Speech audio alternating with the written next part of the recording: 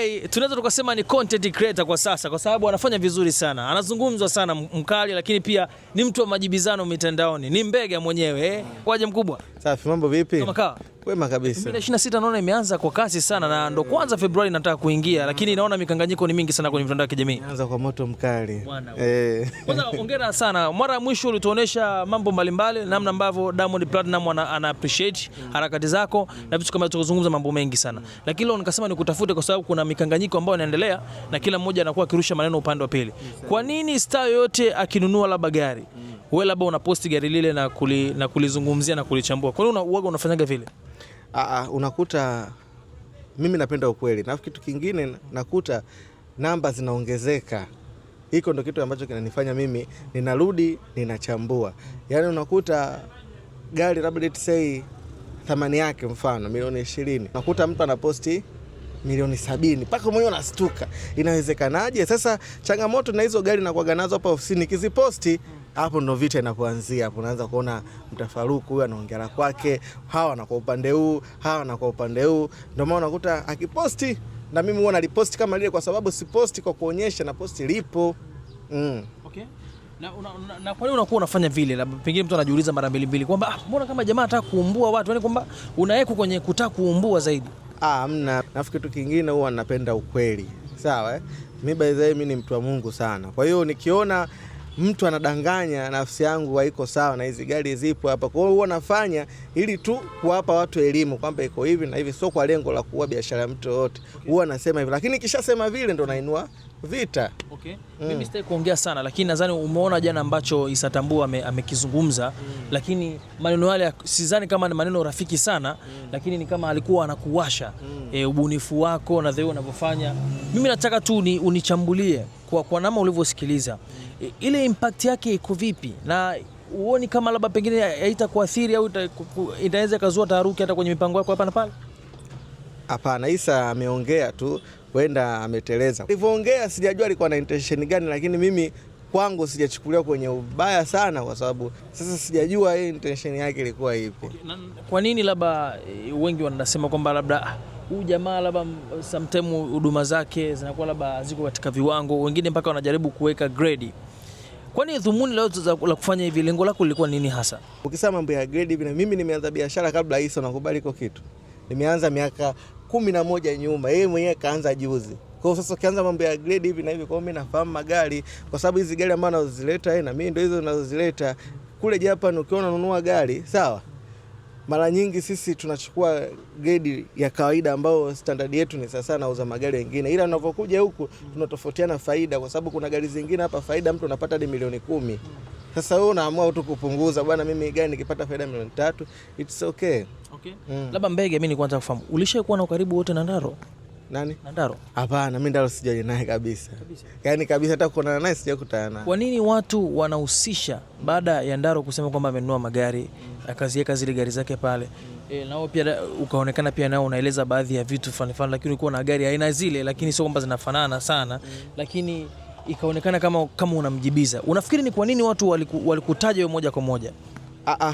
Mimi ndo ninauza gari bei rahisi. Ndaro aliposti siku ya kwanza sherehe yake ile kwamba ametoka kununua gari, akasema bwana gari hivi na hivi na hivi. Mimi siku ya pili, na by the way hata sikuiona hiyo alipokuwa anasherekea. Mimi siku ya pili nikaposti gari ambayo inafanana na ile. Sasa baada ya kuposti kama nusu saa nikaanza kujiona huko mitandaoni, bwana gari nafananisha. Baadaye nikaposti night, bwana Ndaro, hii insurance tokea mimi sikuwa na intention hiyo, lakini hizi gari mimi niko nazo. Hata kama ile gari yake ina ambayo yenye anasema ina S-line, mimi niko nayo, haikufika hata ile bei. Siku ya pili nikaiposti ile gari, bwana nilivyoiposti hiyo gari ndio kaanza kutokea vita. Ila siku ya kwanza nilimwomba msamaha, siku ya pili nilipoona nikaona anaanza kuniataki. Sasa mimi mjini hapa na watu wengi. Na msamaha ulimuomba katika njia gani? Nijirekodi tu. Nikasema bwana Ndaro, bwana mimi sikuwa na intention ya hiyo mambo, tuachane na mambo. Niliposti lakini sikuwa na dhumuni labda kuharibu biashara yako au kushusha hiyo. Sasa Baada ya hapo bwana ndo kaka nimechokoza moto akaanza kuniataki. Sasa mimi ukiniataki mimi na watu wengi ambao ninaenda nao vizuri ndio mkuta kina Doto akanijibu. Watoto wakamvaa, mimi sijai kuaga na ubaya na mtu yote.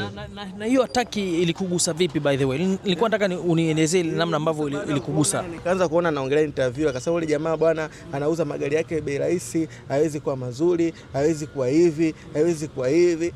Sasa mimi nikaona mambo yanatokea wapi? Kwa hiyo ukitaka kununua gari zima ni mpaka liwe bei kubwa. Nikaona huyu ni anadanganya baadhi. Sasa na mimi nikaanza kumwataki. Sasa ukitaka kujiona kama mimi nina watu vizuri, mimi niliposti ile gari milioni 29, kuna watu wameposti ile gari milioni 10, ile ya kwake. Wengine akaanza kuposti milioni 21, 22. Kwa hiyo mwisho wa siku yeye ndo akajiona kama amepigwa fulani hivi.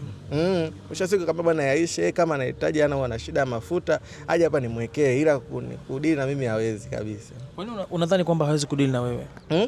Unafikiri kwamba maybe hawezi kudili na wewe kwenye hizi issue za magari? Hawezi, kwa sababu mimi yeye Ndalo mpaka huu mwaka 2026 ni gari yake ya pili. Sawa? Mimi gari yangu ya kwanza nimemiliki nikiwa nimemaliza form 6. Hivi unanielewa hapo? Yaani okay, unasema kwamba ulianza kumiliki gari uko form 6. Yaani nimemaliza, nimeweza kumiliki gari yangu ya kwanza. Sawa? Ambao